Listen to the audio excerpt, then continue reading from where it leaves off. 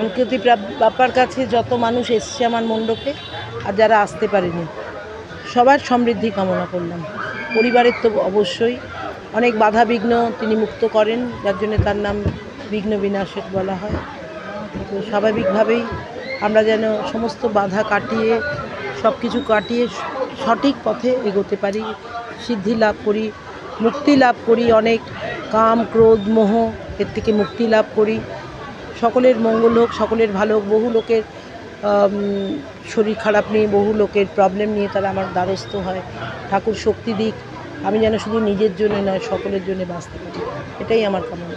আমাদের 13 বছর পূর্ণ হলো ঠাকুরের, দীর্ঘদিন ধরেই পুজো হচ্ছে, সিদ্ধিবিনায়কের মতে পুজো হয় এবং এই পুজো নিয়ে গোটা এলাকার অত্যন্ত উন্মাদনা পরিলক্ষিত হয়। বিশেষ করে নন বেঙ্গলি সেকশনে তারা নিজেদের পুজো মনে করেন এবং আমরাও তাদের সেইভাবে আমন্ত্রণ করি।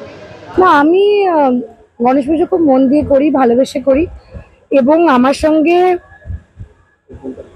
নিশ্চয়ই ফেস্টিভ্যালসটা 1 বছর পর আসবে, কিন্তু আমার সঙ্গে ঠাকুরের মিনিমাম 12 থেকে 15 বার বছরে দেখা হয়েছে।